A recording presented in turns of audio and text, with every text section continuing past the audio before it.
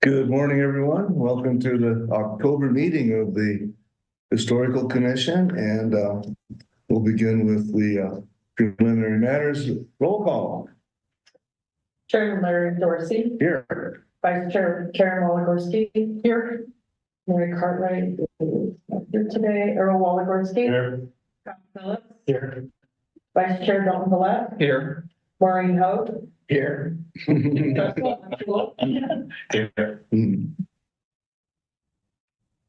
All right, very good. We have a quorum. Is there a motion to approve today's agenda, please? I'll move to approve the agenda. Moved by Karen, second by Second by me. Dalton. Okay. Anybody opposed? Reservation. Okay. Any public comment this morning? It looked like it, and we don't have anyone on Zoom. No one on Zoom? Nothing like last month. I was gonna say, does the room seem a little bigger all of a sudden? Yeah. That's all I see. Okay, so general updates. Mr. Ridgely is not with us, is that right? If he's not online, then no, he's not. Okay, so Scott had arranged for Ben Ridgely of the Arapaho tribe to come in on Zoom or whatever, and we'll kind of hold that in advance in case he does get on. Okay, updates. Well, Mary's not here, but so I don't know if we have any correspondence updates. I do. Can you go to item 2B2 quick, and I'll pull up Mary's correspondence list that she emailed me. B2. Yeah, if you skip the correspondence Okay. and then come right back to it, I'll pull up. Oh, okay. So, Yeah. Marshall Fire Memorial. Anything new on that? There is, right now, the survey is still up at Shape Superior for individuals who want to kind of weigh in on maybe a specific location, if we even want to call it a memorial. That's still available, I think, for the next couple of days. Yeah, I think it ends on Sunday or Monday. I think so, yeah. And an email just went out this morning. Yeah. Yeah. And then we have a meeting that's going to be happening next Monday. But unfortunately, I have a conflict. So if anyone would like to attend in my place, you're more than welcome to. Does this also have to do with the sculpture from the cats?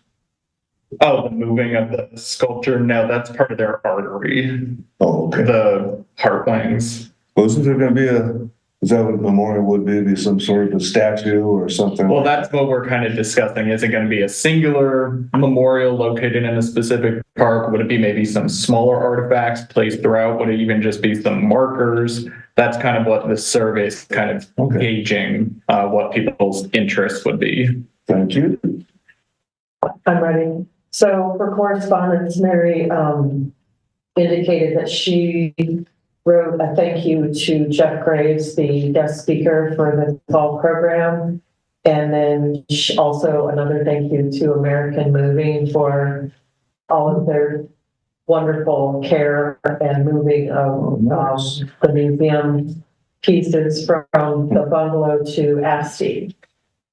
That was pretty thoughtful of her.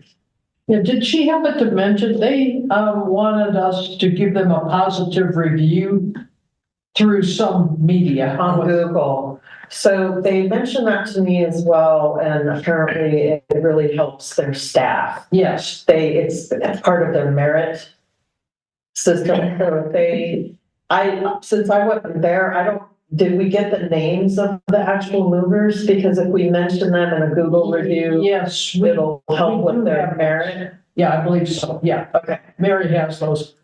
Yeah, well, anyway, we'll I'll make sure that they get that positive review from us. Yeah. They did an exceptional job. I Something thought. like Luis and Jose. I found out that Jose is also named Luis, but it's by Jose. Yeah, when we were there, we would try to move some stuff, Mary and I would, and they'd say, "Oh, no, don't lift that up. We'll do it." They were extremely good, I thought. I'm really loving this company. I feel like they've done some moving for CAPS, and they've done moving for this group multiple times. And Yeah. it seemed Yeah, and they worked really hard. Well, took them 2 hours to move the stuff out and 1 hour to move it back in. About.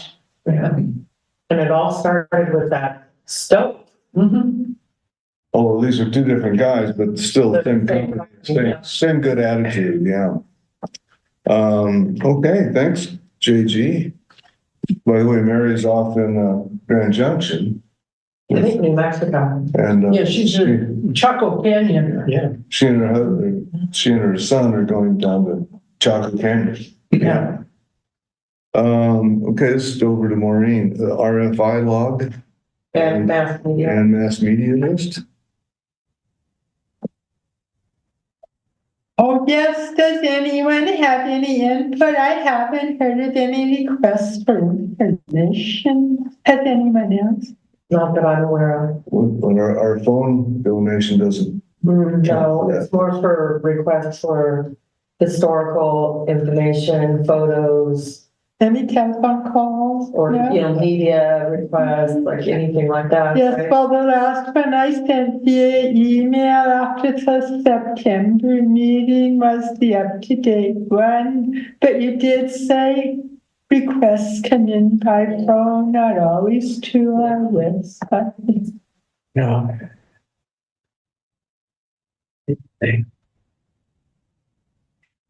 Oh, thank you. Mass media, anything, RFI, mass media, is that all the same? Yes, it's. Okay. Okay. Under donors, the Lions Club and Marshall Fire.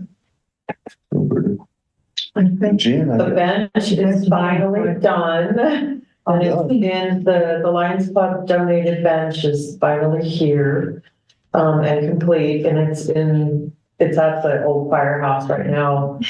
As well as apparently the town had a bench made for Phillips Garden. And I think both are gonna go into ASTI. And so I think next step is getting the concrete pad and getting them installed. So I'll be invoicing you soon. Okay, and then I think the Yeah. lines will be finished with our Yeah. connections here, will we be done? So I think I will be through. Bob was asking about the design work on it, and it seemed to be a really hard thing to get focused on, but Daryl asked me about it yesterday and wanted to get that done, so I just, thought that we'll be talking about this weekend. And try to get the design done. It's gonna have to come through you all too for approval as she comes up with the design and implementation, so. Which will be great, because then I can just work with Daryl and then share that with the group and move them there. Wonderful. JG, did we share the location with Jean of the bench? No, because I don't think you know more than I do. Huh? I think you know more than I do. Oh, that can't be possible. Oh, it's possible. If you know when, it's gonna be, I'd like to be there, and take some pictures with you and then. And then I think we are through with them. I think we are. Leslie and JG and I looked at a spot between the fire, Was that Matt? I don't think it was me, was it? Either way, he looked, between the flagpole and the museum, kind of looking at the museum. Which is kind of where you and I had looked at I believe it that. was, yeah. Yeah, you want to face in the museum though, right?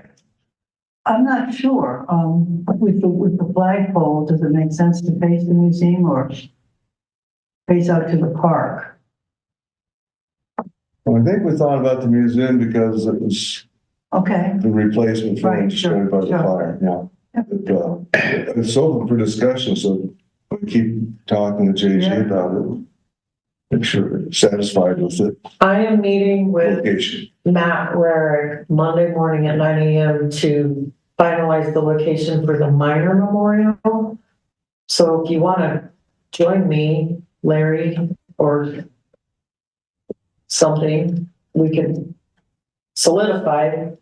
We could throw a bench into that What conversation. time? 9 a.m. I don't know. 9 a.m. I know. Okay. Still drinking coffee. Just to stick flags in the ground. So I can go by later and look at it. Yeah. Thank you. For the minor memorial, but yeah, we could triple check on that bench. I guess facing the museum does make the most sense, doesn't it? We want to make sure we got your input before it finally goes in though, so. Yeah. Okay, thank you. Recent donations, we're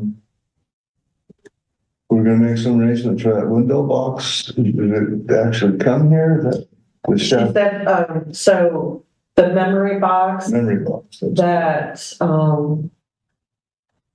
I think the email went out earlier in the month. Yeah, I had a conversation with that donor and she said she would drop it off here at the community center sometime before the end of the month. Good. She didn't have timing, but if everyone recalls, it's that veteran that, yeah, and it's a really beautiful memory box and he lived here. Is that correct? I think it was from Superior, but I think moved to Louisville. Moved to Louisville. Oh, okay. And as far as World War II service, got us his draft card, I think, it was various medals. He got more than the Purple Heart. Also, Yeah. So, it looks like a beauty. And then, I accepted the donation of, Stereopticon, the old fashioned double, postcard type thing. It does a 3-dimensional, view. And all of you kind of concurred that it'd be good to, since I have literally hundreds of those cards, that was narrowed it down to saving Colorado, and I think I threw in some on World War I's and things like that. So two viewers and maybe 50 cards or something like that.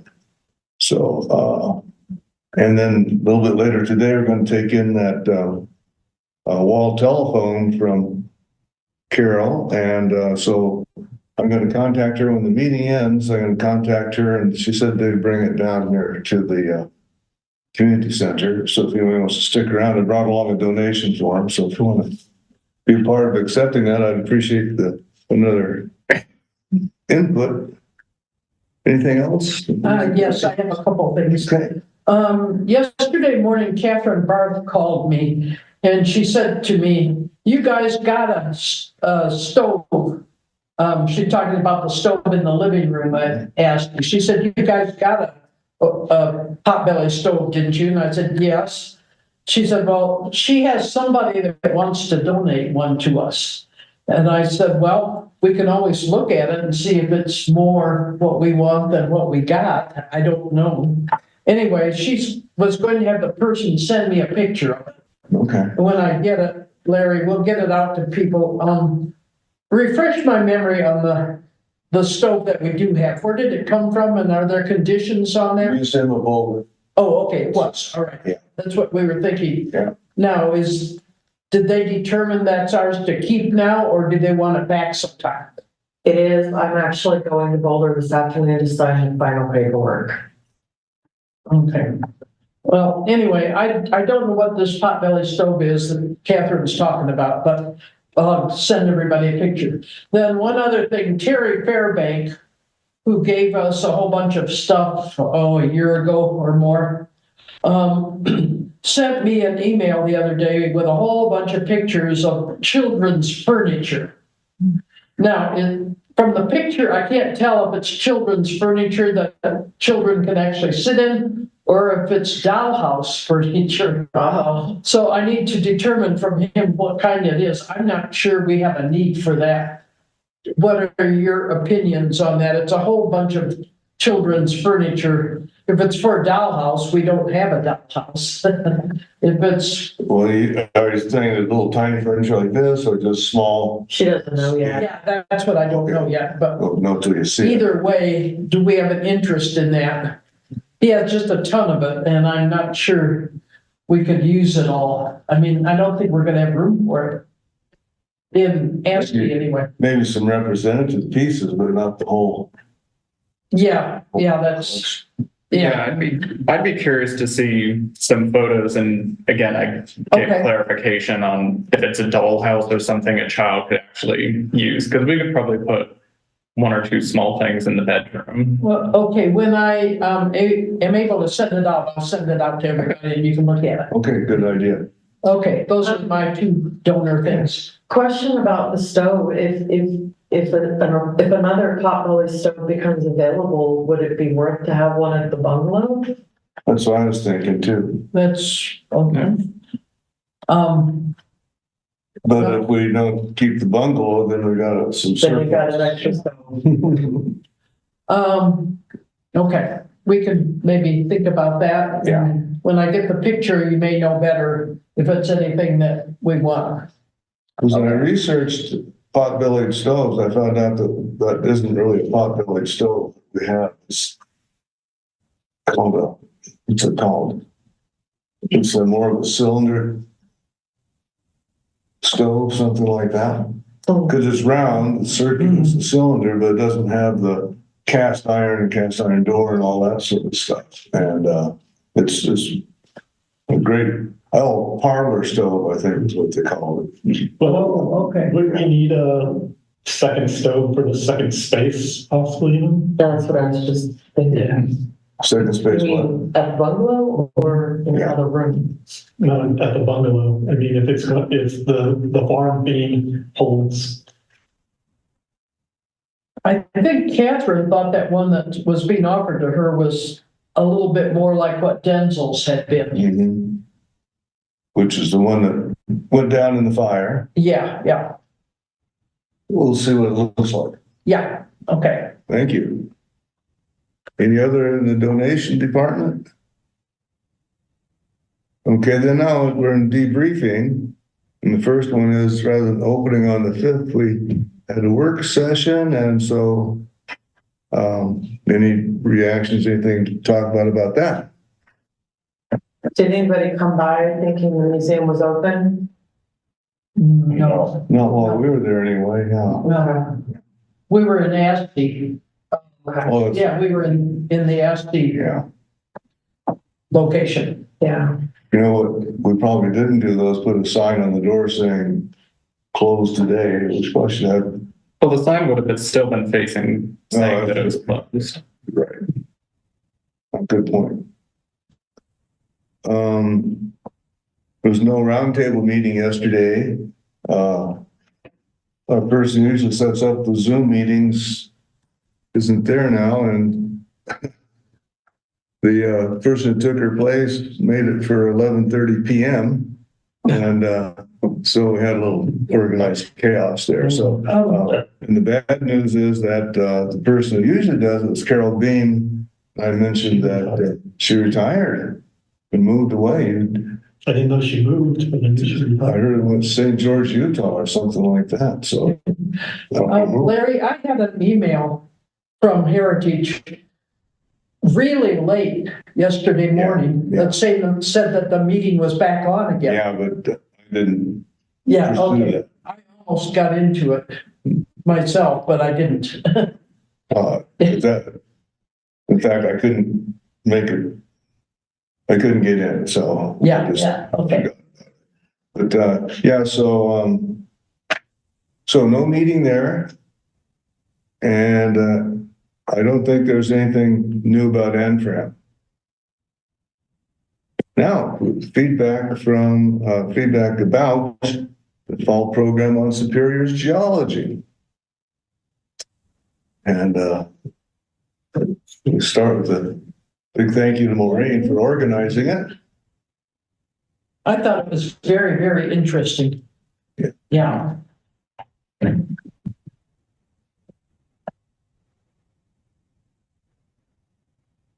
Thank you, Lord, and so timely today's day. Chalmer talked about Jeff and his crew working motionlessly. I've not had a chance to read it yet. I know he was featured on the Next on Channel 9 at 6:00 last night. What was? The rehabilitation or the work on the Marshall Mine and interviewed Jeff Graves himself. Yes. So. Oh, they're having good weather for that. Yes. Just saying, this weekend, it should be nice for the next weekend too. Yeah, this is, although I said on the news, I didn't know if he said this that night or not, but it's gonna take a year to complete that project. Yeah, Yeah, he did mention that. yeah, that's what they said, yes. Yeah. That's quite a bit longer than what he said at the meeting. Well, that's kind of what I thought. Yeah, he said he was gonna be done by January or February. That's what I had heard too. Yeah, they were gonna work just like through the winter months and then be done. All of you, Anne Maureen, might be interested in this reaction from one of the attendees. Hi, Larry, I'm very late in sending this note of appreciation for the fascinating talk on the geology and coal history of this area. Mark and I both enjoyed it tremendously. The speaker was excellent, a real expert, obviously and able to speak to people like me who are pretty ignorant of the subject. And it goes on about father-in-law as a geologist and might like to know more about this too. So I think Will you that's, forward that to Maureen? I did. She got it, I got it. Yeah. Also, it was filmed, and we had State of Superior last night, and I think with the board meeting, and it's just some things, it might take a little longer to get edited and posted, because of that. So I think I had told Maureen a couple of weeks, but it could be a little bit longer, because Nancy has a lot of work to do.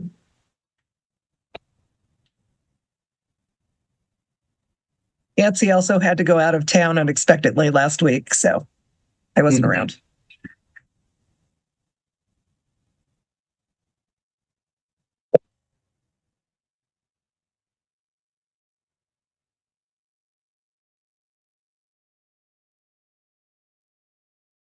Right. Well, and then the map that was produced, we'll keep in the museum and put it on display occasionally. It's in my office right now. Uh-huh. Do you want it, Out of her office. do you want it in the ASTI in the basement? Where do you want it? If I, Probably for now in the basement because we don't have any way to, we want to keep it safe from arranging the main floor, I think. Yeah, I got that map. That's it's an interesting map. It takes a lot of interpretation, reading of codes to figure out which mine is which symbol and so forth. But that was a nice size. It's going to be easy to use to point things out to people, I think. Well, good job, everybody, on that. That was a good evening. Okay, the next one was the History Colorado site visit last Friday, and Scott did a great summary of it for me. And but I don't know if anybody else would like to comment on that.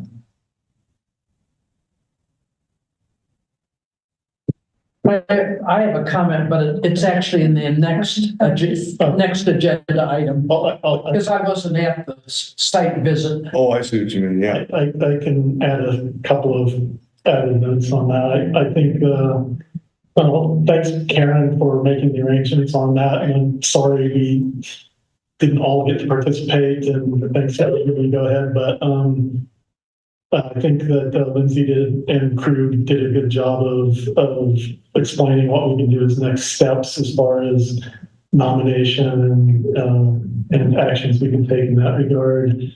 The only thing I didn't get in my notes really to you that was, I think, of any possible substance is that Trustee Hammerly was making note that getting the property on the National Register would not prohibit Superior from using the property as it saw fit. Afterwards, you wouldn't have to keep it there in static mode once it's on the register. I think that's the only thing I overlooked in my notes, I think, that put out there now. So. I guess the bottom line is that they set up kind of highlighted the steps for putting it on a national registry. Yeah. And so Maureen would like to ask a question. Maureen. I was looking at Lindsay's email, and she was talking about a property evaluation form on Grassville Park. we need to determine whether or not that property is under split domain. Did they determine that back in 98 when they applied to the state?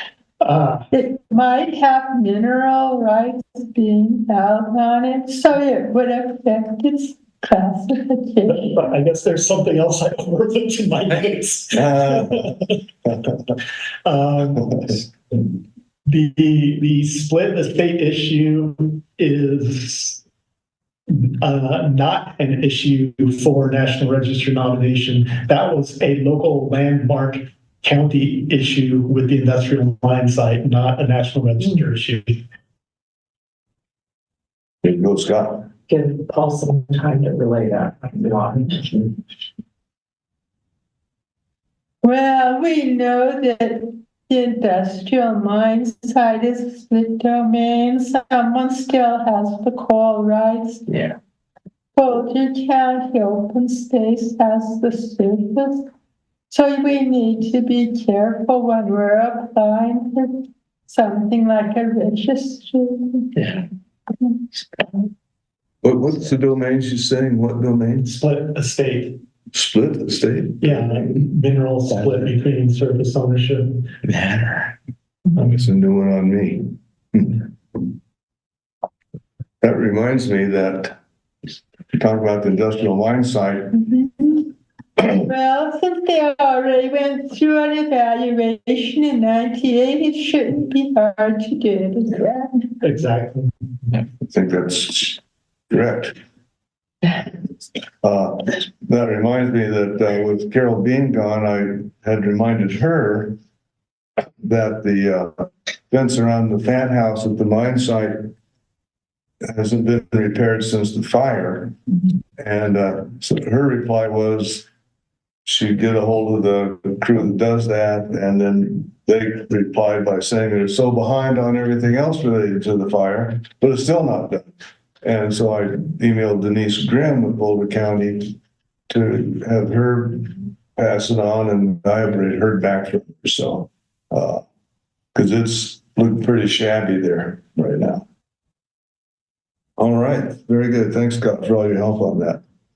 Second grade field trips. Oh, wait, Larry, What? Did I miss something? oh, excuse me. No. I'm looking at it wrong. Sorry. Okay. It's your excuse. Reactions to second grade field trips. How'd it go? I think it went quite well. Yeah. Especially this last one we had, that teacher, for the most part, had those kids, well, not that any of the rest of them were a problem, but she really seems to have hers in. She had a little whistle there and they fall in line and. Yeah, that was Jennifer. Yeah. Yeah, and the first one, I thought they both went very well, but the first one, when we had the first batch of kids in the front room of the Askew Park Museum, we told them they were our very first visitors into that museum, and they got so excited over that. I took their picture. That's great. Yeah, I think it really went well, and I think Mary and Karen need some props for taking care of the organization of the field trip in my absence.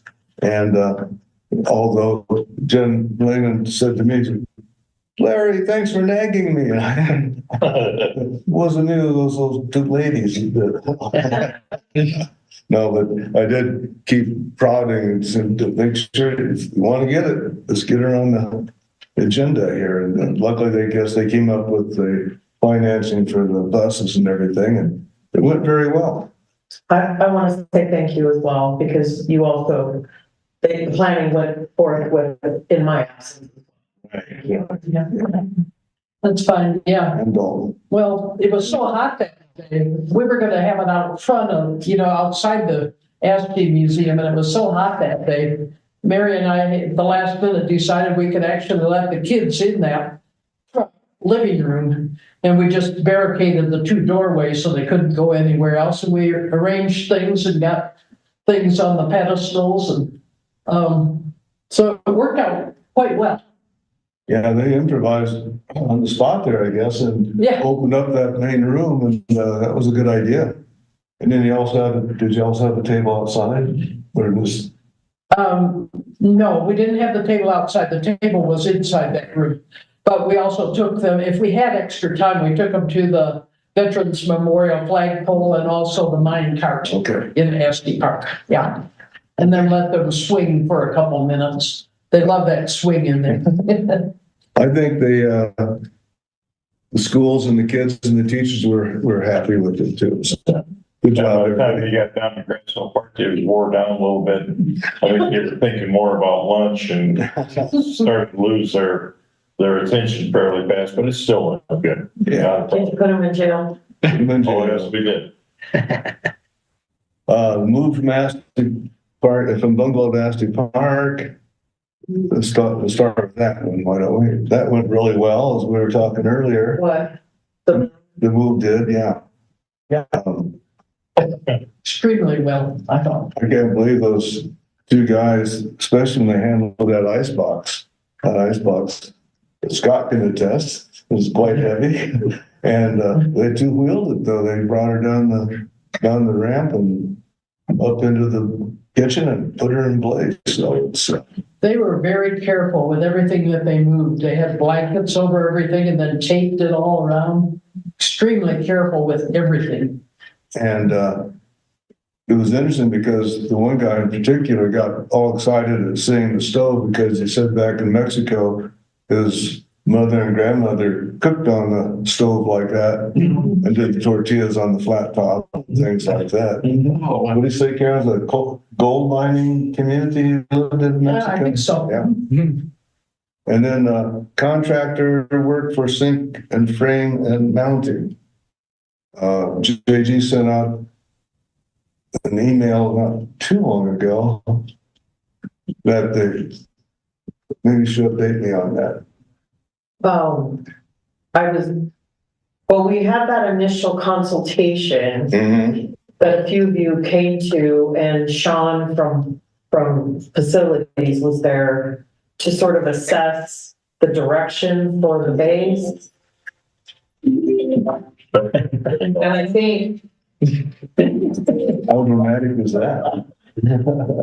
I think a decision was made. I just didn't know if, since I've been away, if you had any updates on anything. But I think overall, the decision was made to go with a wood base with two legs, spindle type legs, and it just so happened that Steve has something of that sort in his collection of Building stuff. and it's antique. And so he was gonna, I think dimension wise, it almost fits perfectly. It's basically a frame, like 4 spindle legs and a kind of a frame. And so it just was very amazing that coincidentally fit this thing perfectly. So I think he was talking about doing some other wood fabrication to make sure it fits with the wainscoting that we have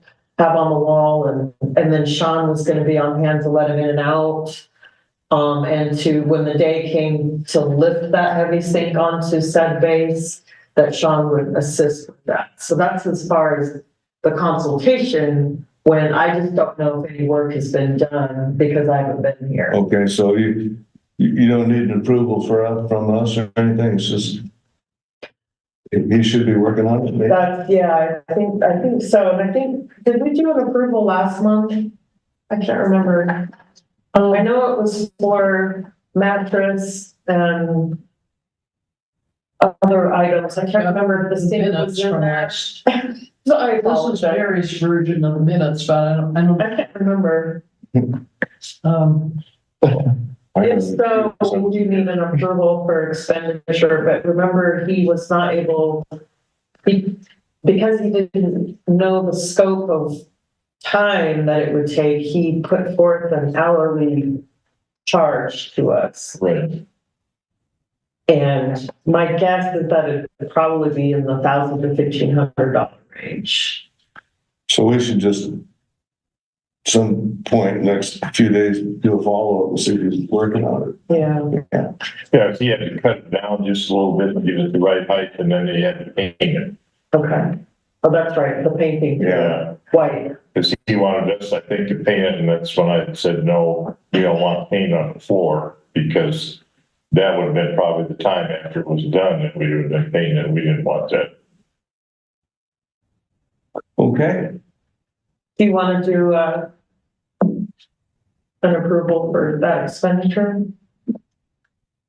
Because I'm almost thinking that that was not part of last month's expenditure vote.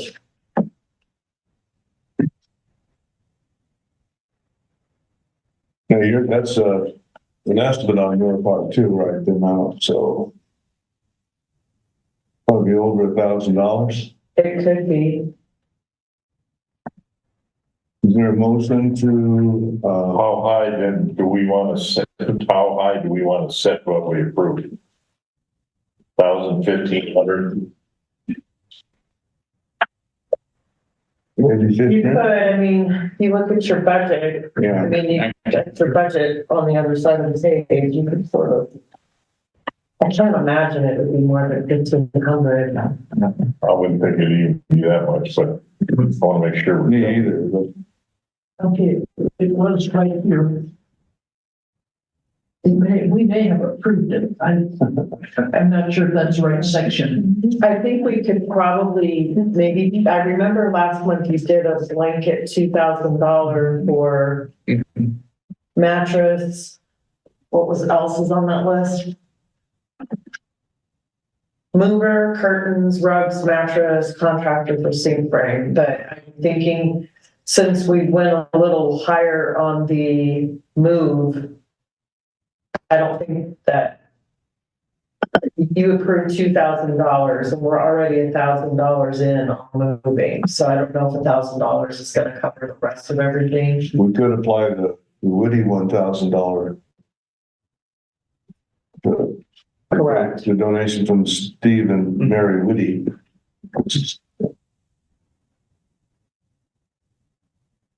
Want to make a motion? Or have a conversation? We have to, I mean, it's already been approved, it's just the amount, I guess, huh? The motion to, endorse the approval of this construction to the tune of $1,000, An additional an $1,000? additional $1,000, yeah, that's good. Oh, someone, Second, I'll second it. can move by Wally and seconded by Karen, that we continue to finance the construction of that foundation for the kitchen sink. And then, just for clarification, would you prefer that your annual budget come out of that? Or would you prefer that it come out of the reserve donation? Like, it depends, 'cause being mid-October, you know, it is important to spend this budget down, but I don't know what other expenses you have planned. Well, how much do we have of that previous allocation from the last meeting that hasn't been spent yet? About, well, the last month's approval was for $2,000 for the sink, mattress. What else is on there? And is that reflected in this budget yet or not? The move is, but not the sink, the mattress, curtains and rugs. So I think that's what we're saying is that $1,000 is not gonna cover the remaining. So if you just approved another $1,000, that puts us back to 2. But I guess I'm wondering, do I take it out of your annual or your reserve donation? We don't want to run that clear out yet, right? yeah, we still have a little time left to do some of that. Maybe we So should maybe take- reserve, I would suggest we do it the reserve, but it depends on what everybody else wants to. That's a good idea. That's all right. Okay with me. okay, everyone okay? Yes. All right, We approve the motion. We have not yet voted on it. Okay. All in favor of the motion, say aye. Aye. All opposed, same sign. Opposed, no. Okay, Wally. It reminds me of JG asked me when we were talking recently about the curtains. And the curtains are installed, and boy, Shade you blinds, think about them, but blinds, not curtains. they're good. They look good, don't they? They're really nice. Yeah, that was a good choice, and installation was really good too. Great. I'm glad you liked it. So the next one, I'm thinking, it looks to me like Roman numeral 8 and Roman numeral 1 are going to be kind of the same thing almost. We had the trustees meeting on Monday, and Dalton and I spoke during open mic.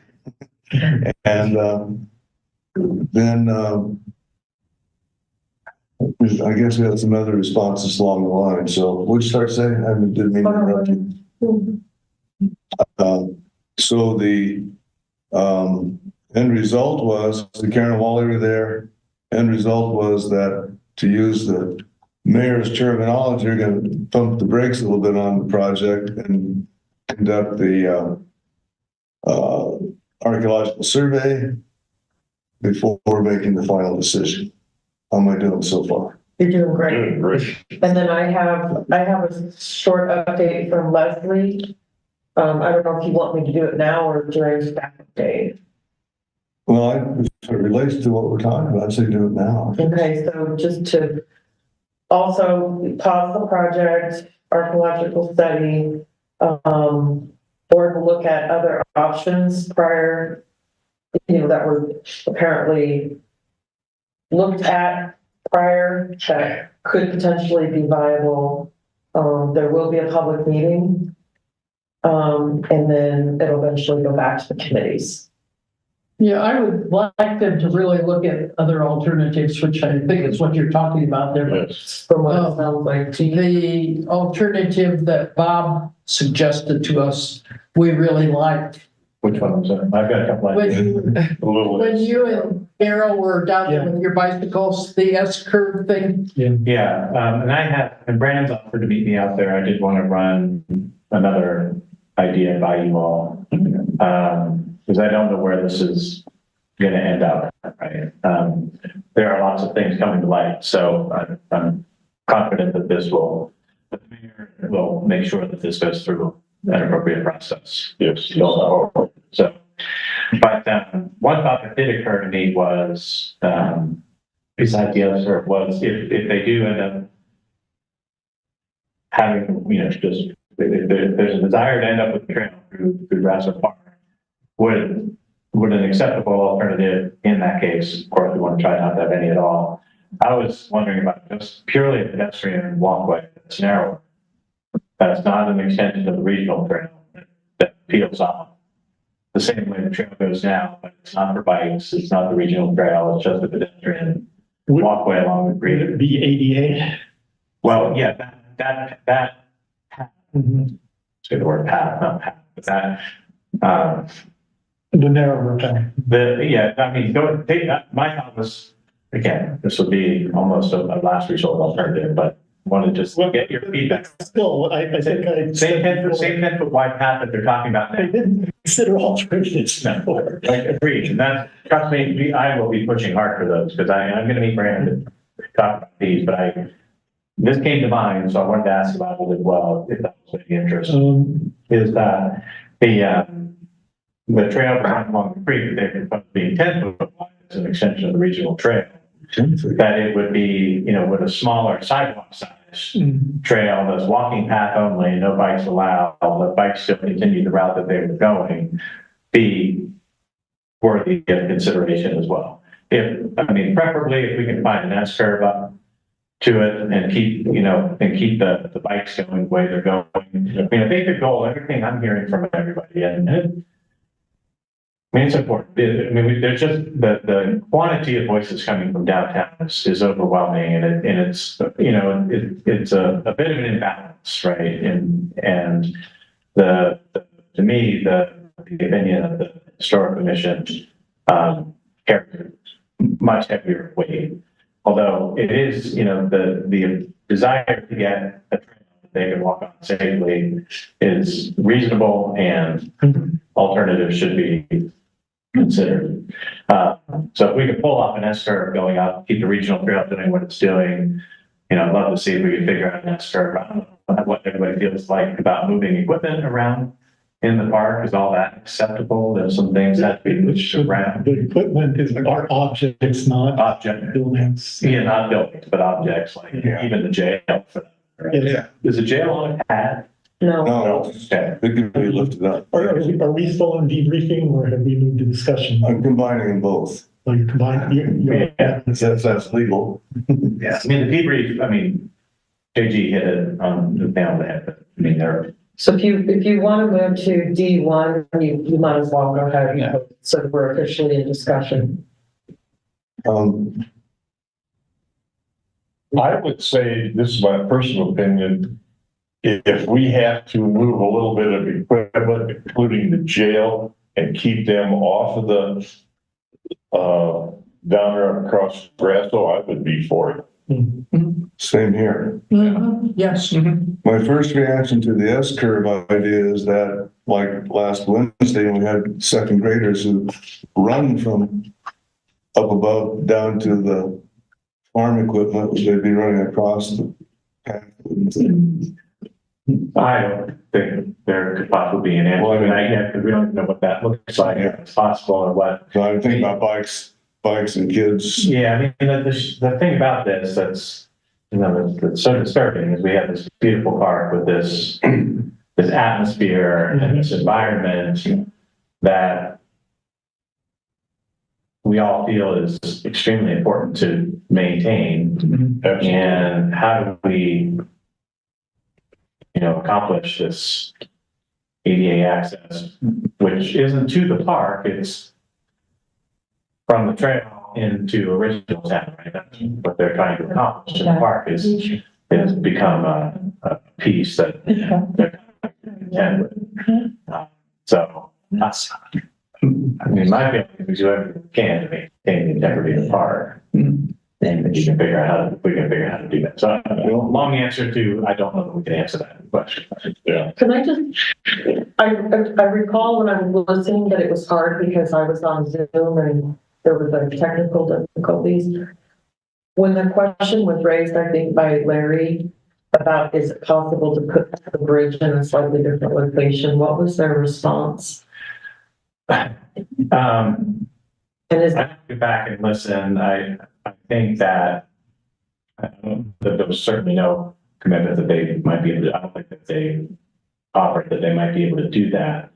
It's a pretty big bridge designed to go across a long portion of the bridge. So I don't think that could replace the low water crossing, for example. I don't think it could be used over there on the south or on the east side of the park. But I didn't really hear a commitment. But Here's what I think, because the idea was that coming right out under the bridge is go across, under the McCaslin Bridge, is go across at that point and pick up that path on the south side. I think the response was that maybe it doesn't have a high enough elevation for flood. But I don't think we know, because no one's seen anything, right? There have been alternatives. I've not seen any design, there's absolutely nothing at all, truly nothing. Where's the bridge stored? I don't know. I saw a picture of it and it It's a seemed to be on the dirt. Something somewhere in Colorado. It's been But delivered. some bridges, some bike bridges that go up and over, they have a rise. It's just a flat. If you look at the picture, this was just a long flat. Right, that's Pedestrian. and that's why I think the campus, but I think keep coming back to that though. Maybe I was inappropriate to try to combine those two, because I got to thinking that maybe to finish up on the meeting, we had people speak for the trail as proposed, and some passion involved with that. And then later with the Zoom, there were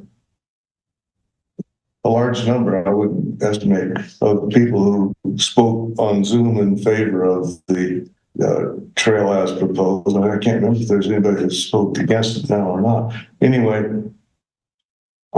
then the trustees each expressed their opinion, and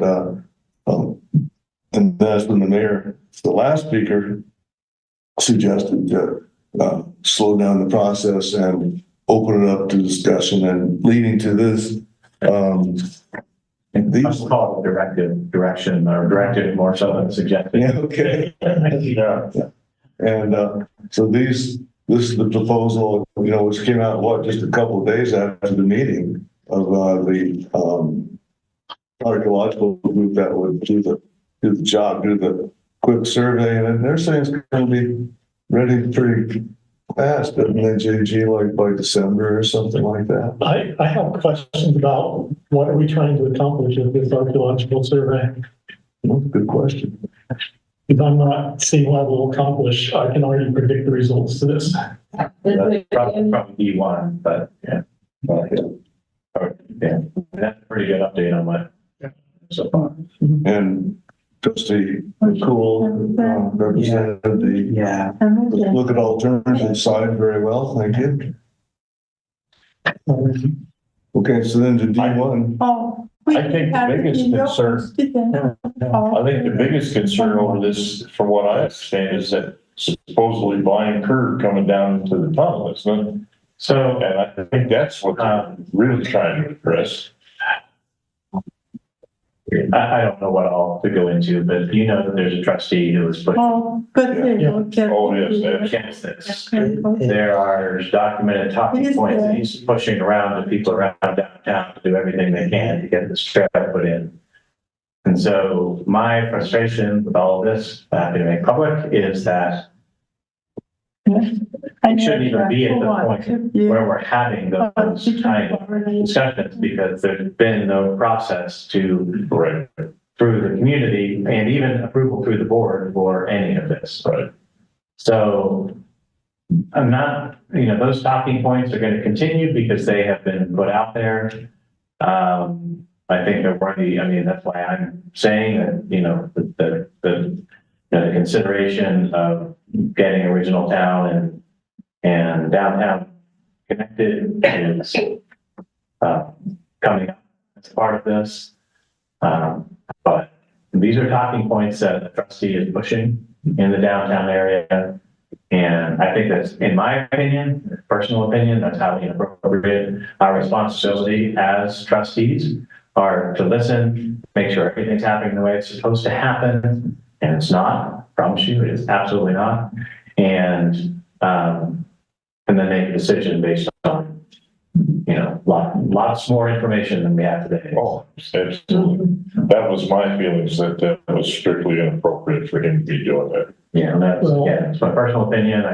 People have a right to do what they do, but I think it's inappropriate for him. When I read the agenda notes for that meeting, working in the sphere often, what they read to me like is the background of the project was setting it up so that the tenant could proceed if it felt like it, covering the basis about here's how we looked at things.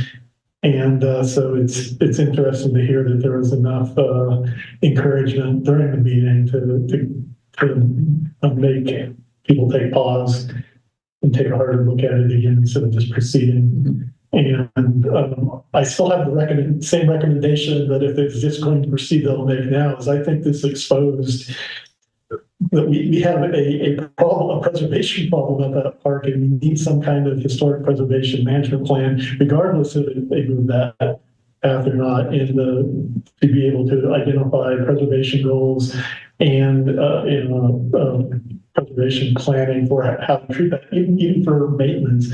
If this is our last remaining listed historic site, hopefully we get the industrial mine site listed. But this is a standing farm building, and we have almost none of that anymore. Right? And it's not just the building, right? It's the entire property. It is. It's what makes it what it is. Setting is part of the site, and it's part of the integrity. Yeah. There's some aspects of integrity. Setting, feeling, which you already brought up. location, which is essentially the buildings, but workmanship, design, and two more. But it The master plan for sure, yeah. Well, that was actually even by the Parks Department 3 years ago.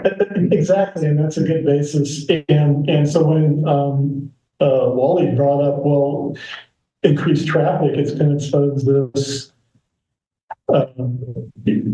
to more possible vandalism or other hazards, and that needs to be addressed regardless still. I mean, it's still up there. It's like, how are those things going to be done? Because usually historic site, you don't use standard maintenance practice, like whatever standard building maintenance practices, and that's where you need a historic preservation plan. And I think we should maybe prioritize that. I mean, nomination is good because it will get it more recognition for protection, but I don't know that should be our first priority if it's not protected. You know, having it nominated won't protect it further. And if it's reached someplace, Yeah, Karen, what was that thing that Lindsay was saying on that protection? Yeah. Well, that's the preservation master plan. Yeah. Yeah, but I mean, you said there was some kind of a, Well, it was, Oh, grants. We can get grants. yeah, a grant. And to determine how to best protect the properties if the path were to be approved.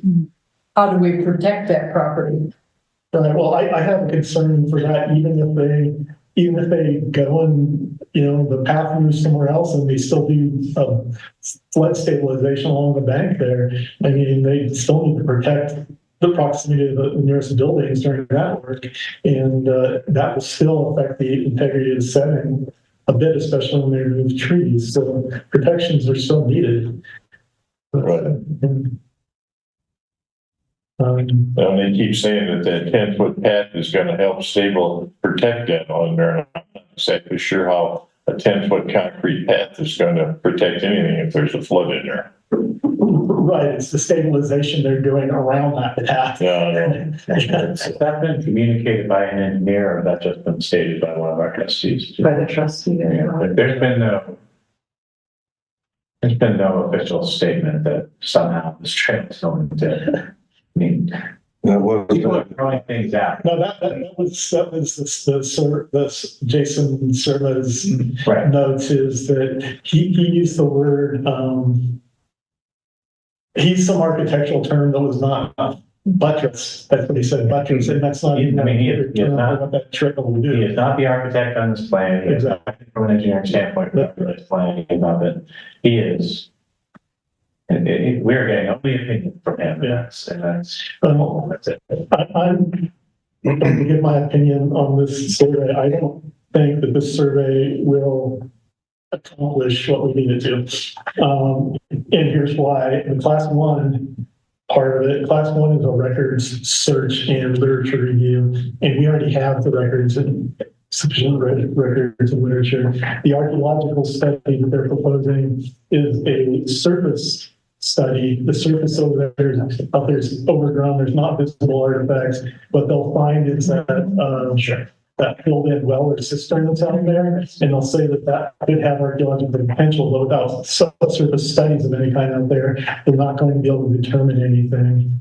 At minimum, we need more of a subsurface geomorphological study and subsurface testing, which would be more intensive. The surface study, it's not going to tell us much of anything. Would you be willing to summarize that and respond to me and Leslie? Yes, and if I'm not on my iPhone, it will not automatically reply all. Are you okay with Scott replying to me and Leslie with some of that information? I'm not fully understanding why this is suggested and requested. I don't want to make recommendations out of ignorance. I can just say, looking at it standalone, that's my conclusion. I think as far as the archaeology goes out there, if you're not going to do some kind of subsurface testing for deposits now, which would be limited anyway, and you can still miss the regardless of what happens out there, flood bank restoration is on an archaeological monitor should be out there because Coal Creek is being a floodplain has the potential for buried Native American artifacts in particular. And there have been significant finds farther downstream in the past along that from a prehistoric standpoint. So would you recommend something else beyond just the scope of a class 1 survey? I'm saying that the class 1 will provide us information we already have because we already have the state file records, and that's the first thing we look at. The class 3, which is in class, these are classes are things made up by the Bureau of Land Management and the State Historic Preservation Office that adopted them. But basically, the class 1 is a desktop survey that looks at existing literature and files. A class 3 survey is an on-the-ground intensive survey, as the Shipper's Office defines intensive for these purposes.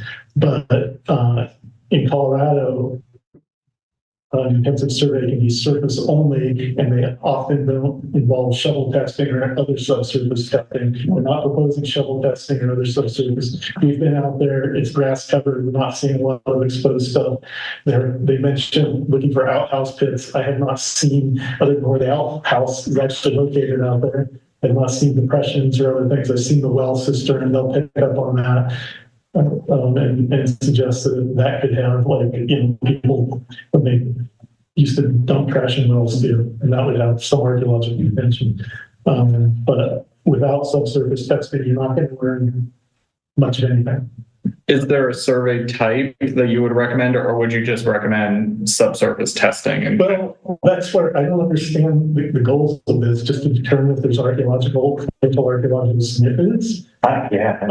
So let's back off of that. We already know it's a significant site. It's already on the state register. It's already a significant site. We don't need to say it's also archaeological significant. It's already significant. You don't have to say how significant is it. The archaeological part may tell us if they disturb the creek bank, will they disturb more stuff that we weren't aware of? I don't think that a surface survey will tell us that. It's when they start looking at the ground that you'll actually learn that. So you need a subsurface testing sometime. So where do we go from there then? What's that? Well, what's the goal of this anyway? Well, I guess that's what I'm wondering. Would it be worth for Scott, on behalf of the commission, to respond to me and Leslie with questions and recommendations? My recommendation is that there be an archaeological monitor during any earth moving out there. That's really what it comes down to, and there's usual Colorado practices. I mean, I agree with you. I think that's relevant, but it feels like a really small piece. I feel like this commission and people who care about that are now in a defensive position. And you've got efforts to overturn try to challenge every defensive position that's being taken, right? This environment, because of how this came about, has turned into, we want to do this, and we're saying, no, we don't want to do this, and here's why. Well, that's not right. We want to do this, that's not a problem. So we're going to get this done and show you that it's not. That there isn't an issue.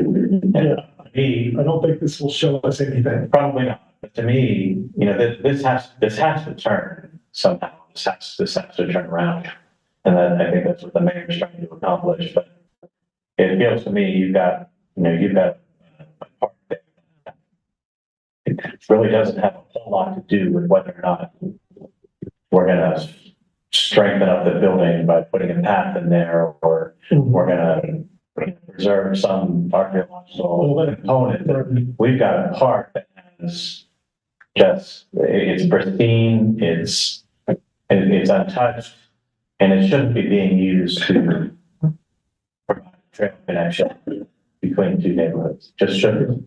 And I don't know how you all get that across house. And why are we reducing park space instead of our dead end street space? Right. Yeah, that's, I mean, those are probably points. I mean, it's, and I don't know how to get you out of this, how to get out of this defensive position. No, But Again, after reading the notes, I was already thinking it was like, if certain actions look like they're going to be potentially inevitable, what do we do? What are the opportunities to actually get something relevant out of this? And it's like, even if that trail goes in there, we still need historic preservation.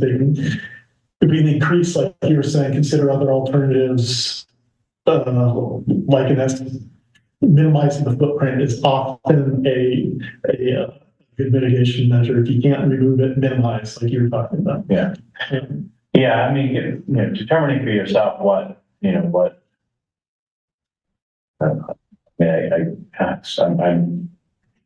the pretty problem, angry about this. the problem with historic preservation,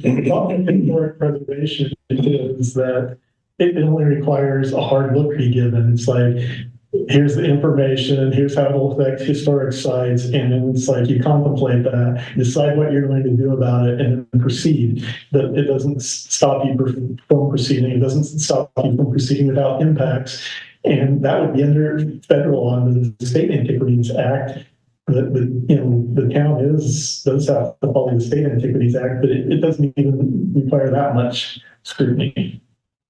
So what if we do what JG was kind of suggesting, maybe follow up with what you see as the weakness of this proposed survey and share that. Getting back to Bob's point, the defensive nature of it is it's going to give us such tepid results that it'll make things less defensive, in my opinion.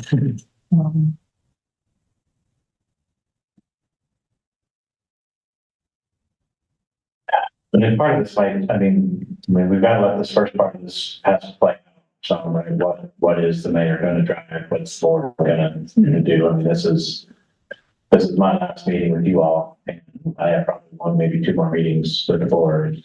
I won't be letting this go all the day, but as we work through this, and I think if the mayor pro tem who recognizes what's happened here in our and Sandy. To stay on top of this. I mean, and I'm happy to, attend meetings with you all if you'd like for even for month boards. I suspect this is going to continue into, I don't think it's going to get done by the end of the year. Be my guess. I don't think there's no board meetings here to probably make that happen. But, I mean, I could be wrong. Depends on how hard they're going to push to make this happen. These kind of things, seem to be them being, the staff that's pushing this, trying to make this happen, quickly, it feels like. But I'm hopeful that what the mayor said will come to fruition, this will slow down and we'll review it all. And you all just need to be, I think you need to be on the stance that this is a pristine park. It's an important park, regardless of what an archaeological survey says. Regardless of what, I mean, this isn't the discussion you should be having. You shouldn't be having to defend whether or not it's archaeologically significant or whether it's going to shore up a building. Or, I mean, in one line, basically a major part of my real world job is to write arguments to make sense.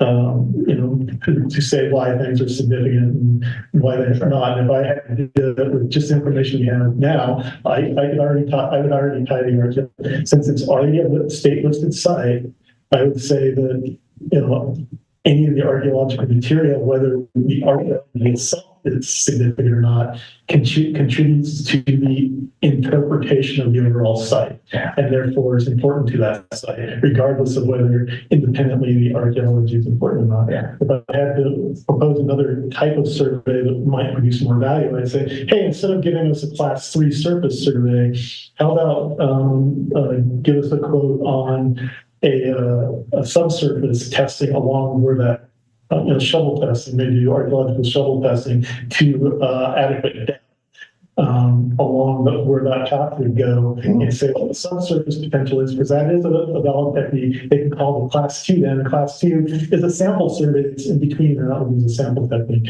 And then don't just tell us if you found artifacts buried or not, whether they're historic or non-historic. Give us geomorphological analysis, do the soil profiles below the ground, regardless of whether you hit artifacts or not. Are they the type of soils that could support archaeology?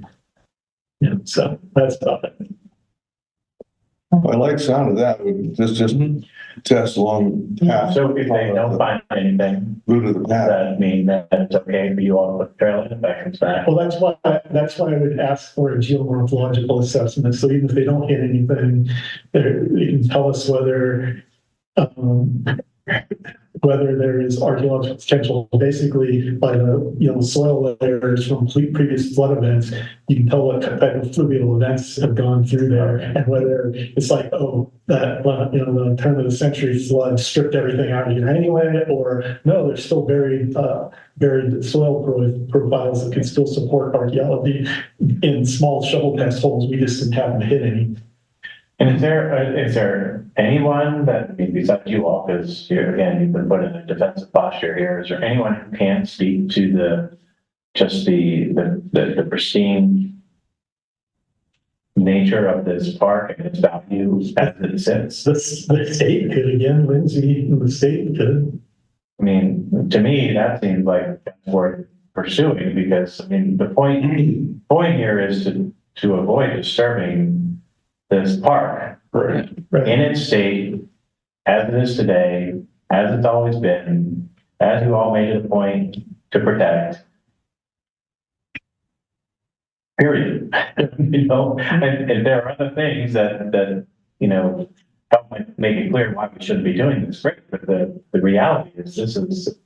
Well, it's not clear that we shouldn't be doing this. It's like, what are the actual trade-offs, and the trade-off that has not been considered is what are you doing about the historic property? Right? So it's like, whatever the result is, if we can't get the trail moved, even if they minimize the trail, it's like, what are you going to do to help protect the historic property, including protect it from vandals and other things you might increase its exposure to? Yeah. I mean, the biggest thing for me as the downtown resident, I know a lot of other downtown residents have talked about this, about being connected with original town and downtown. You can walk right now already. There is a sidewalk that connects from underneath the underpass right now. It just doesn't cut through Grasso Park. And then there was those conversations about that line turn.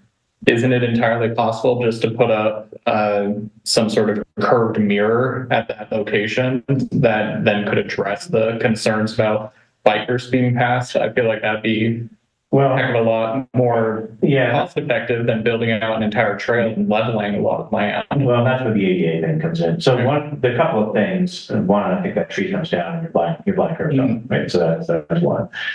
Two, I think that retaining wall that's sitting there is eating into it protrudes into the path that's underneath the bridge. That is a place where that path could be widened and used differently, right? And so I want to get out there with Brandon and just try to understand some things. What slope we're trying to accomplish, and can we do that? I mean, to me, getting people to the front of the park and to the entrance to the museum, like I said in the meeting, is where you want people to go, right? You want them to come up to the bungalow. You want them to, look at the park from that perspective, go down in if you want, look at the museums, I mean, that's the goal, right? Is to increase use of the park, not by coming in the backside of it, right? And driving all kinds of traffic down the backside of it, but to bring people up into the entrance of the park. So, I mean, the second you touch anything, we're supposed to bring it into compliance and ADA compliance. So if you're going to mess with that section, then and I don't know if it's required by law. That's what I was trying to ask before. I mean, I know whenever you touch your house, you got to bring it up to code, right? You have to address all those things. So if we start messing with that trail, then I think there's a responsibility to bring it into to provide reasonable ADA access. And that's why I asked too, is, can one go this way and not the ADA, and then another one go this way and provide the ADA? They end up close to the same spot. I think Brandon roughly said, yes, that's true. Yeah, the same. well, especially because they were proposing adding stairs where there currently aren't any, and obviously that's not ADA compliant. No, that's the point of that was to discourage bikers, but I don't think that's going to be. I think that's adding a risk. I mean, if they're just like these little drop down, bikes they're not going to care. The kids are going to have a blast going down the steps on their e-bikes. But these are all these are all things that we in our community need to identify, should have been identified before we ever started this process, so that the engineers could have designed something that addresses as many things as we could think of. But that's, so we're trying to come back around to take care of all of that. So, I also know this was a point that wasn't brought up, and I hadn't even thought about it until the Board of Trustees meeting. They were talking about paving. Let's propose that the sidewalk went in its current state and they were going to pave this. Would they also put salt in that location, and would that salt potentially get into the creek? And that was something I'd not even considered until they were talking about actually going in during winter time, because of this being a regional connector, having to go in and pave that. It's like, I think that can have environmental impact then. The town notes mentioned that there was an environmental study of some type done by Olson engineers during their studies. It's like, what type of environmental study? Where is it? Can we see it? If we asked for it, Daryl's asked for it directly from them. They won't provide it unless it comes from the towns. So, I think we are asking for that information. I think the mayor's asked for it. If not, long time on the board, I'll get requested so you can see everything that they've done. Well, would you still like notes of some kind from the office, or that's up to you. I think at this point, I would be curious if you could write something out, given kind of your expertise in this area, talking about the shuttle survey that could be proposed, trying to just get a quote on that saying, we appreciate your evaluation with this. What we're really interested in is some subsurface testing. And then once we get a quote, or as they start working on this, we kind of push the preservation angle with History Colorado and Lindsay. Okay. Yeah, they should be able to get a narrow shuttle test strip along there at a similar cost. all I would say is how quickly this came. Mhm. Yeah. I would say the quicker you can get me that response, the better. It was in fact the next day, wasn't it? Yeah, and I'm really concerned about how this is proceeding. This is, to me, again, this is not okay. Now, another thing is, if this all has to be ADA, is that going to require, and I have no idea what I'm talking about, require ADA accessibility into the buildings? No, you're not messing with any of that. I don't think so. Again, I'll preface, this is probably more opinion. We're not talking about a project to create ADA access to buildings. That's not what. That would be something that the preservation plan could consider. It's like, do you want to have future interpretive programs around those buildings? Do you want to, like, if there is a trail coming down here, do you want to split off and have access to the exterior of the buildings into the ADA? Things like that. Preservation plan.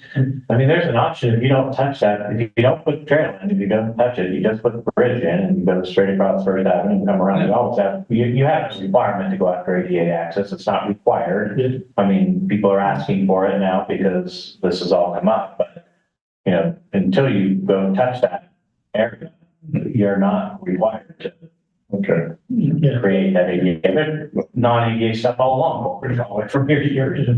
But historic preservation generally does not have to be the enemy of ADA. Right.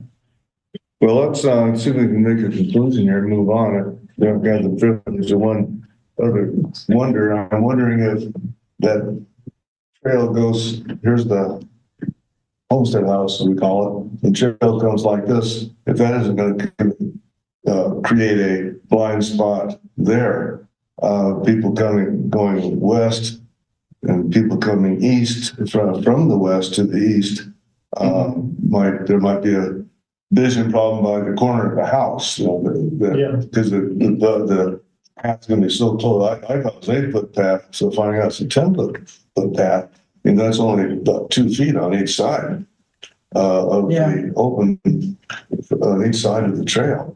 And so anyway, so I think what it looks like we're looking at Scott doing an alternative suggestion to the survey, the archaeology group. With the JG. Via JG. Is that? In case the town wants to request consideration of A alternate. recommendation from the commission. Yeah. Is everybody comfortable with that in the commission? Yes. So, Dalton suggested we focus on the alternate archaeological survey approach to more identify the subsurface potential. And that we hold off on the broader setting issue outside of this as suggested. And was there any other thoughts or comments on that? Before I compose for something for JG. I think we're good. Yeah, I think that makes sense. And then we can also, getting that written up, having some additional clarity on what the cost could be for a subsurface survey, and then also following up with Lindsay and then pursuing the further preservation plan writ large, I think would be better. Yeah. You do want to bounce that back and forth and then get it to me? Like, you seem to both have some really good ideas. Yeah, sure. I did just one final note on the town's agenda items for the attached background. And one of their summaries was that from our meeting with Lindsay and the state historic history Colorado people, their conclusion was that the path would not diminish the integrity of the sites such that it would be delisted from the register. That's an extremely low bar. Yeah. You know, the fact that it won't destroy a historic site, that's got to be like the lowest criteria there is. So. Yeah, figuring out how to communicate all that, your timing of what you do with it.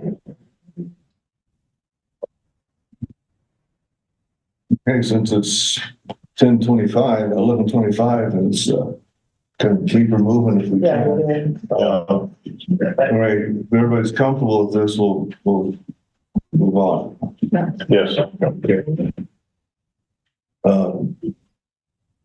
What Scott and Dalton just got through saying is probably a pretty good summary of the October 4th history site visit with Lindsay and the fellow who came with her that day. So I think anyone want to add any more to the? Basically, it was about making it into what's the process of making it a? What's the right terminology I'm looking for? I want to say landmark, if that's something. No, it's a National Register property. National Register. Listing on the National Register of Historic Places. Yeah, that was the only thing I had to say on that was in response to Lindsay's letter. I wanted to know if everybody wanted to go forward and have a talk with Damien about whether that will be eligible to be on the National Register. Yeah. And I was going to propose that we do go forward with that. Yeah. And Scott, maybe you and I need to talk about that, because I could get with Lindsay and try to pursue part of that. Yeah. But I don't want to dive into what you're in the middle of also. No, I'm happy to help with that form and making sure we frame it right so that they can say, oh yeah, definitely it's eligible. All right, great. Okay. That's all I had on that. Okay, anything else on that? We got a lot to cover yet. I'm not sure what Roman numeral 3 is about. Status of plan for grass bungalow program. Yeah, so that was for me, and also, so 3 and 4 sort of tie in together about, you know, do you have programming plans for the bungalow now that a lot has been moved over to ASTI? And then just keeping in mind that there are open museum days on the calendar for November and December. And do you want those switched over to work sessions? Because the earlier we can put information out that the museum won't be open or will be open, you know, I think just from a communication side, it would be good to get ahead of that. Yes. I don't see how either would be open in November. That's what, yeah. And I'm not sure how quickly we can get everything unpacked and ASTI and put in place. We've started on it. I was almost thinking that maybe You know, kick off the new year with. Yeah, because the sync, you know, the sync has to be done. A lot of things have to happen yet. We could have the grass open, no? Is there anything left in Grassland? Not a lot. No, Probably not enough for no. I don't see that people would find that much interesting in there. Well, So that's kind of what I wanted to hear from you all, like I just need to know what your thoughts are, but I also need to make sure that we've got that information on the calendars.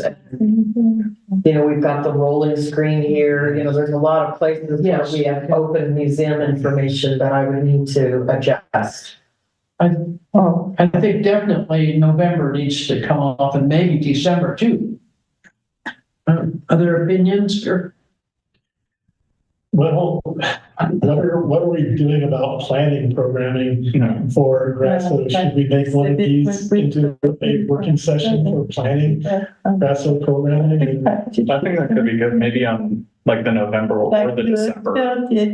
What else we have? I won't be here in November in any case. Okay. We could have it as like a work session to then detail, and we could have like a full plan in place for the new year on programming. Yeah. No, I'm wrong. I will be here on November 1st. I won't be here for the meeting on Okay. 15th. Oh, that would be good then. I think having that as a work session for planning purposes, program planning purposes. So November 2nd. November 2nd and December 7th,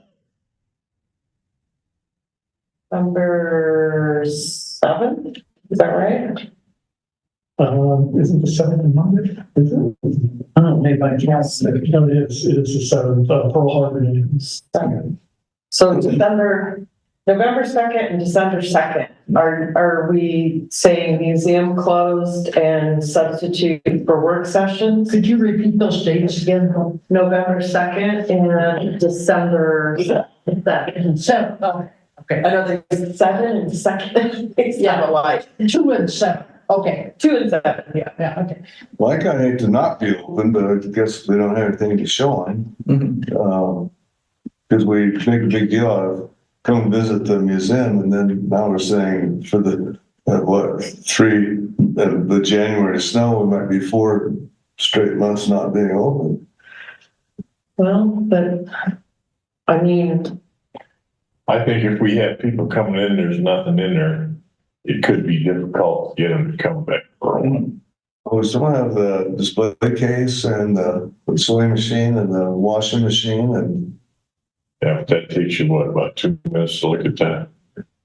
I mean, it could be market, I mean, the comms department can help with a nice little spin about, you know, the museum's gonna be closed for the rest of the year, you know, the rebuild and, you know, really kind of make it into a story and like stay tuned for January or whatever. But we're also on the test if we don't, but from the board about if we can maintain 2 buildings, 2 museums.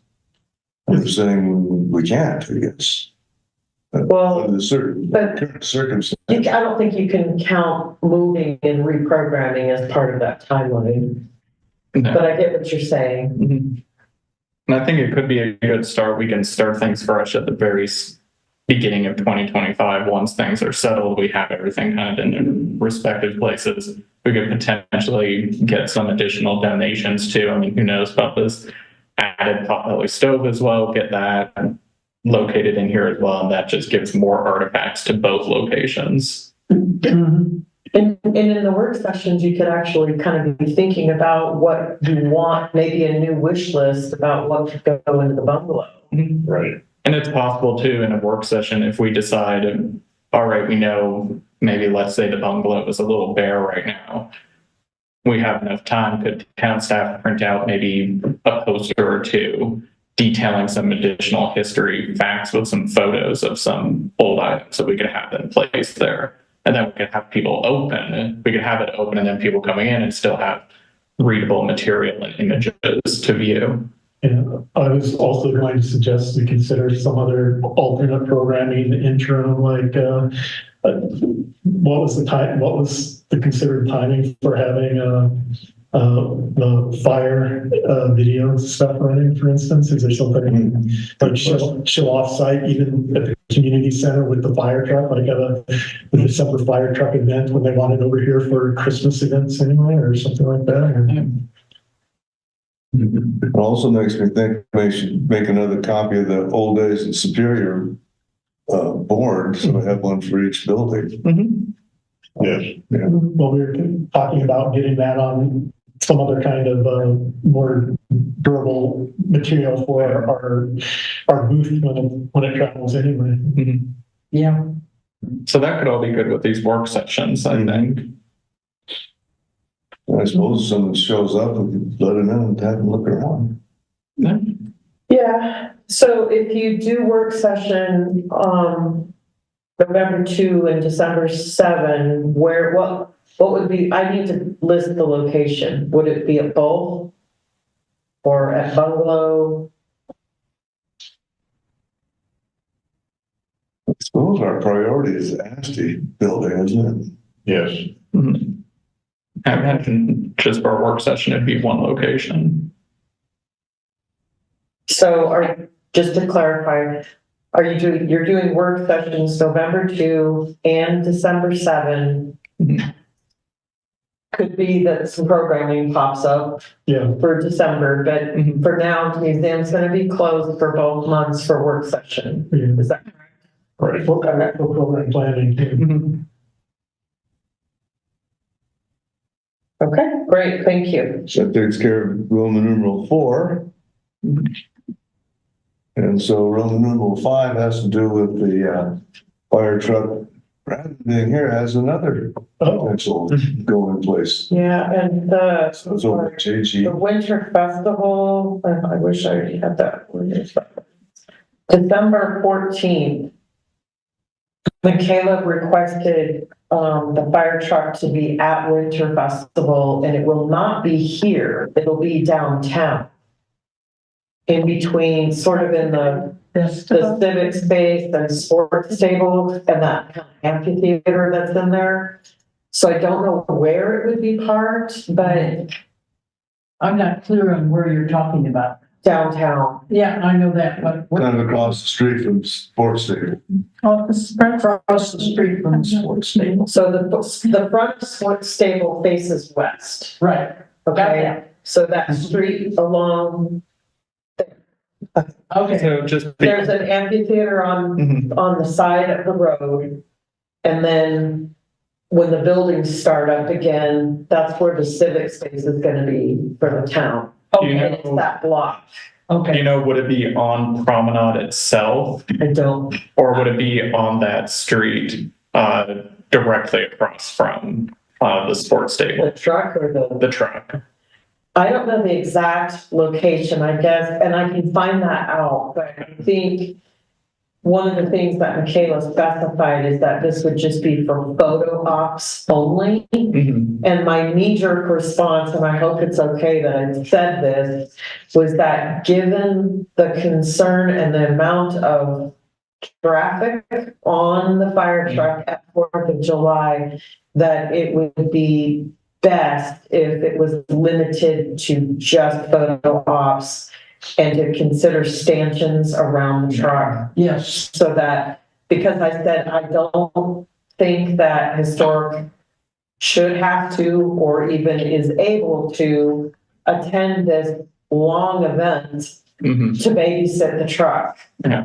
So my thought is that she helped stanchion it off so that it's there, but you all don't have to be there. Mhm. And that no one is to climb into the bed of the truck, no one is to get into the truck. It's literally just there for optics. And tell them the hours. The event's gonna happen. I don't see it on the calendar.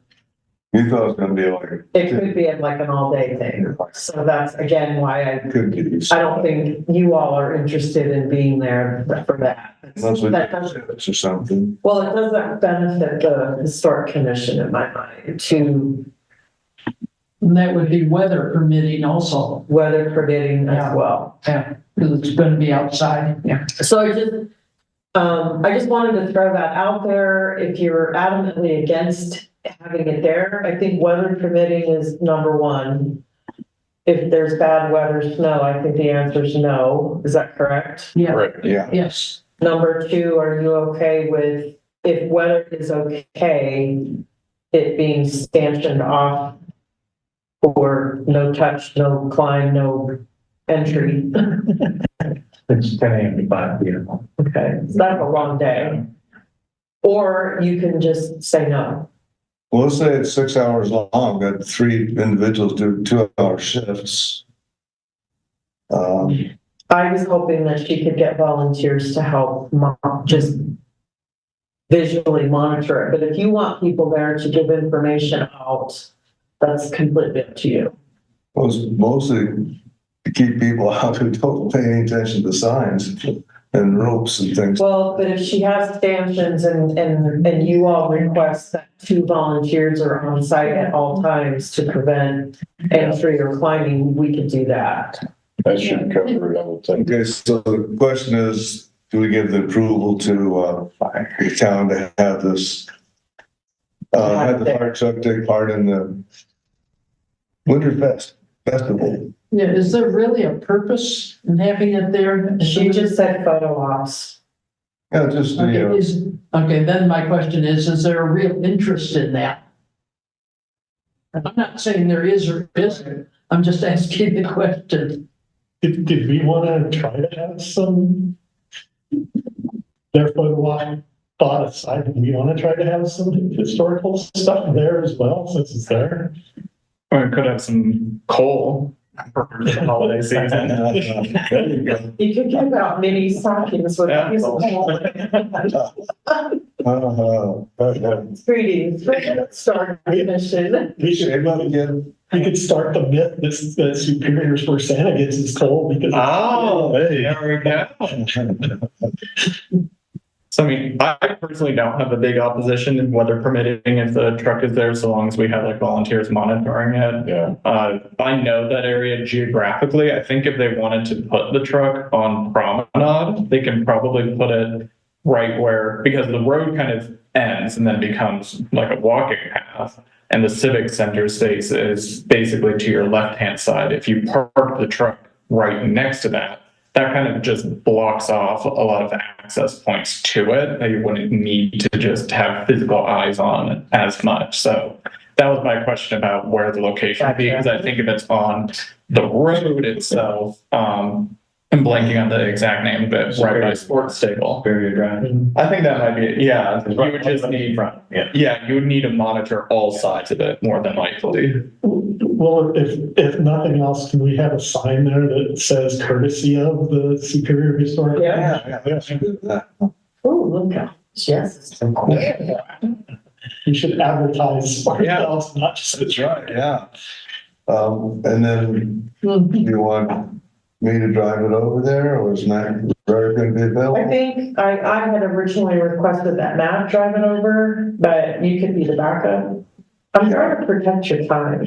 Depends on, Thank you. depends on what's going on that day with the holiday season and all that, but I can make myself available. Backup. we'll see. I'm protecting your time after you just gave me your volunteer hours. Yeah. Did everybody else do it too? Yes, They did. there's a lot of them, okay? Another thing to consider, I don't know if there's a heater in that, and if there isn't a heater in that, then it'd be a good idea to let Matt drive it. All right, I don't think it's any heater. we better move on here. Yeah. Yes. I guess that's a yes. Upcoming events, and Fran, there's nothing scheduled I'm aware of. I think December is when November, December. One, they might have another one yet this year, but I haven't heard about it. JG approached me about leading a cemetery tour for the town staff on November 1st. So on a quarterly basis, there's a town staff meeting with a focus on wellness. And every year, every meeting, they have kind of a theme, and this year, or this quarter, they were interested in, a cemetery tour. And so they asked me, I asked Larry's gonna, help with that. If any of you want to attend, that's great. It's only gonna be a 30-minute tour. I want to take it a step further, and I've invited Nancy to film the tour for our archive, because I don't think we have a video of such tour. So I just think it would be nice to add to our video collection, since it's one of the 3 historic sites. And then, eventually it'd be great to get the same kind of video done for the industrial mine and Grasso Park, since they're the 3 top historic sites. Those 3 sites are on the website, so it'd be fun to eventually have a tour and interview for each. So I think that's my plan, and that's something that I will pay out of my budget to have Nancy video, Larry doing the tour, and then we might actually come a little earlier and do a short interview with Larry. So again, if any of you want to join in, that would be great. It's optional, of course. Friday, November 1st, 11 a.m. will be when the tour kicks off. And by the way, there are others on the commission that know the cemetery, so. Yeah. It's just because of my lofty status, grand poobah of the commission that Yes, so by all means, to me. I'm thinking we would start the interviewing, if anybody else joins in at 10 a.m. that morning. So 10 a.m. to 11 a.m. would be interviewing and kind of prepping for the tour that starts at 11. And then the tour itself would also be videoed. Okay? I'm going to jump into staff updates if that's okay. Okay. The budget report, I hope you got the amended budget report that I sent yesterday. I completely forgot to add the moving charge, and that's a little hefty oversight on my part. So I think we have an accurate balance now. First Friday, coffee with the board on November 1st. Are you here? Our donation account and then the reserve. So it sounds like from earlier in the agenda, we may potentially dip into the reserve account for covering some of these upcoming expenses. Is that correct? Yes. Okay, if you have any questions with budget, let me know. As you know, I'll give another budget report next month as well as December to close out the year. The memorial benches, I think we've already covered a little bit earlier with the donation item.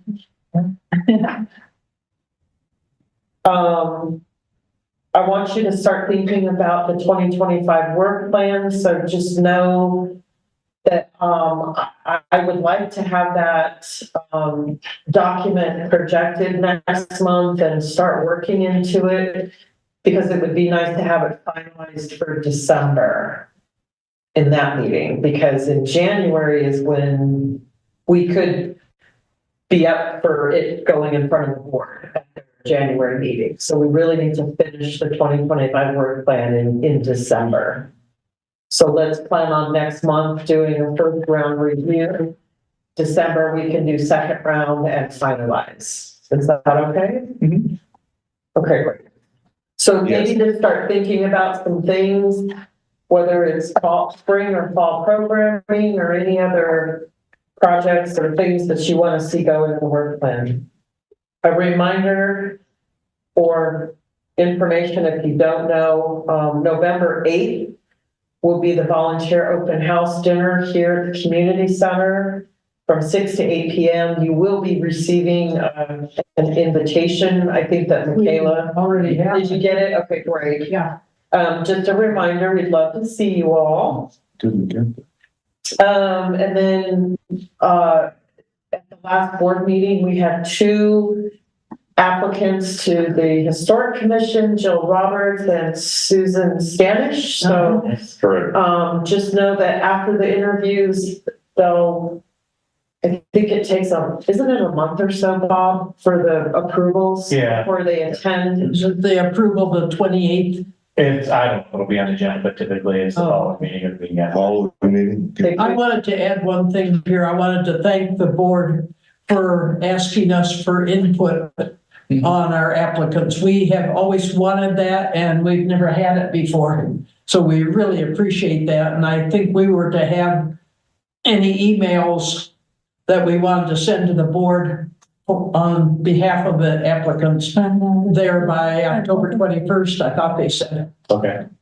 I have an email somewhere to that effect. And then lastly, the building and planning department is working on their comprehensive plan. It's a plan that is like a large, kind of a larger scope, and it's a 10-year plan. The last time the comprehensive plan for the town was updated was 2012. So they're a little overdue, mostly because of, Marshall fires. Marshall fire and pandemics and things like that. So 2 things coming from this. Number one, they would like to come to the November 15th meeting. And it could be as short as 15 minutes. I would say probably no longer than 30.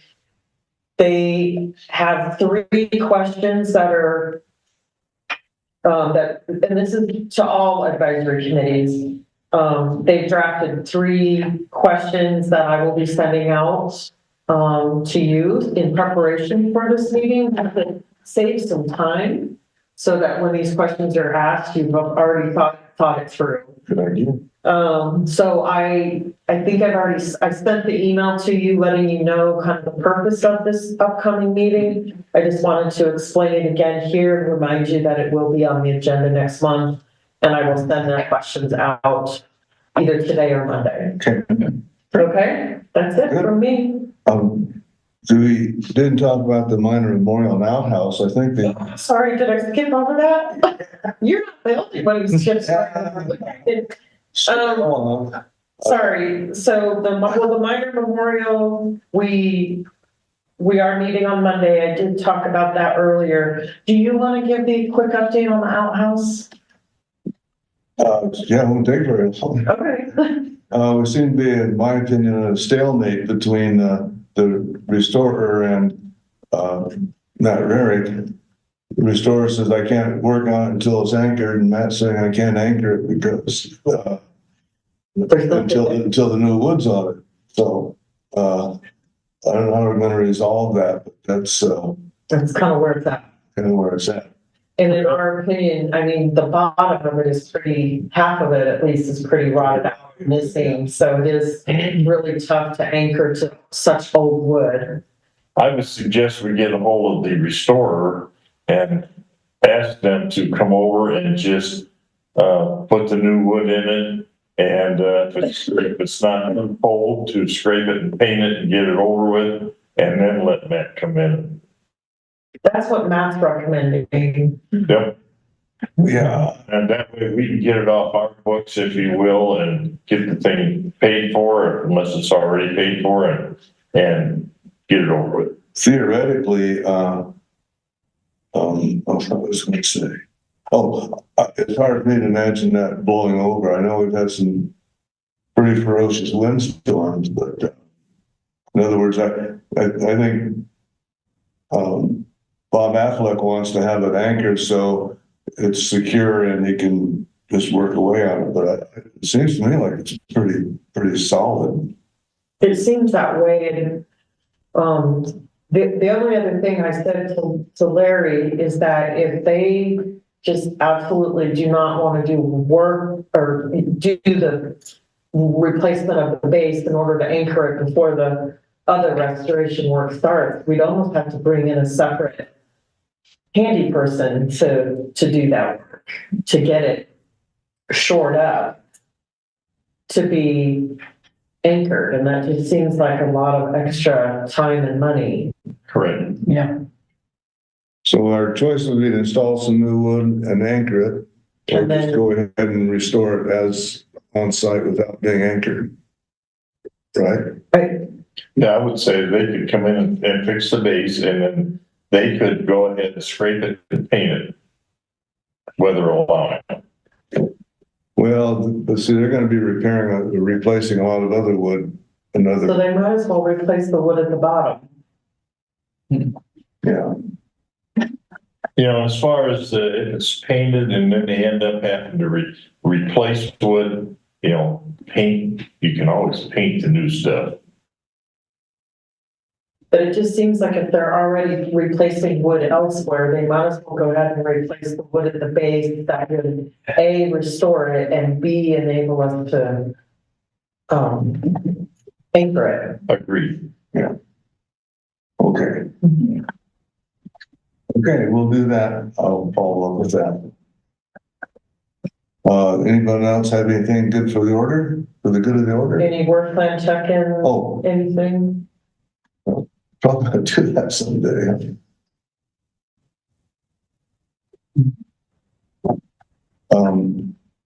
When they adjourn, I'll call Carol, the lady and her husband with the phone, and they'll bring it down here, I guess. If you could stick around, that'd be helpful, I think. Otherwise, motion to adjourn. I make a motion to adjourn. Second, I'll second that. motion by Wally, seconded by Scott, that we adjourn the October meeting. And so thank you very much, everybody. Recording stopped. Good to see you back.